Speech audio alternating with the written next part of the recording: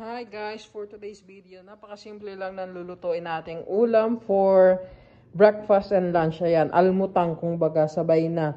So meron tayo ditong pechay, sibuyas, bawang, and of course ang ating bida, mega sardines. Kasi tayo ay magluluto ng ginisang sardinas for today's video. Ayan, napakasimple lang nito. Talagang literal na igigisa nyo lang yung sardinas. May instant ulam na kayo. So, samahan nyo akong magluto. Tara! Ito na nga, nagpapainit na tayo ng kawali na may mantika. Ayan. Hindi use oil ang gamit natin for today's video. Marami nagtatalo kung anong uunahin, sibuyas or bawang. Pero sa akin, sabay na yan. Dahil pareho lang naman yan, maluluto din yan. Ayan na nga, kahit hindi pa nga mainit, nilagay na natin. Kasi iinit din naman yan.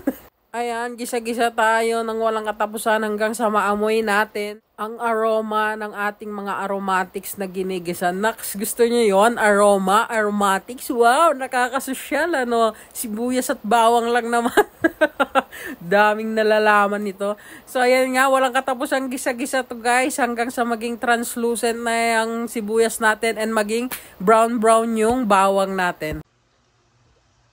So, ayan guys, dahil gisang-gisa na ang ating sibuyas at bawang, pwede rin kayo maglagay ng kamatis if gusto nyo, pero ako wala akong kamatis na available, kaya okay na yan. Sibuyas at bawang, talo-talo na yan.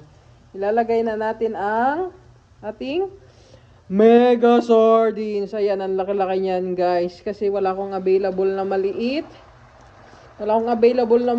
And personally, I prepare yung mega sardines or Ligo sardines. Ayan.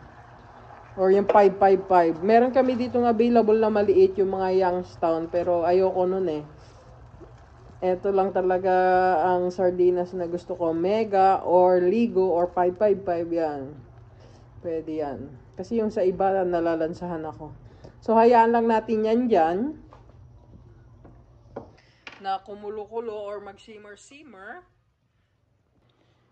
And dahil nga Pilipino tayo, ayan, may natira pang sauce dyan. Lagyan natin yan ng water para hindi sayang.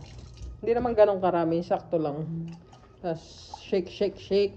And then we put it here. Yan, para may sabaw naman. So, di ba? Clean na, oh. Yan, clean na. So, yan. Hintayin lang natin yan kumulo dyan.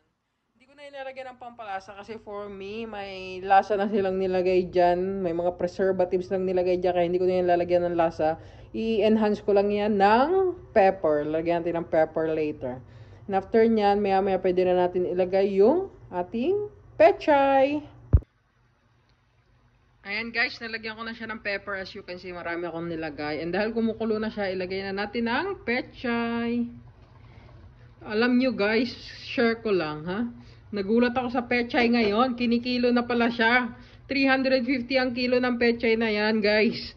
Dati, per tali lang 10 piso. Ngayon, kinikilo na 350 ang kilo. Oh my gosh. Inflation at its finest. Grabe na, ano na to Pilipinas. Nakakagulat na ang mga presyo ng bilihin. Kaya kayo sa mga walang budget dyan, pwede nyo nang wag lagyan ng pechay or pwedeng malunggay ang ilagay nyo. Depende kung ano lang yung available dyan sa backyard nyo para mas makatipid. And pwede ring ibang sardinas ang gamitin nyo, ibang brand. Ako personally, I prefer lang talaga yung Ligo, Mega, and 555 sardines. Pero pwede kayong gumamit ng mga unbranded o yung mas murang mga brand ng mga sardinas. So ayan guys, pagka okay na yung pechay natin, that's it na. Luto na ang ating ginisang sardinas na may pechay. And here it is guys, ang ating ginisang sardinas na may pechay. Luto na, kain na. Thank you for watching. See you on my next one. God bless everyone.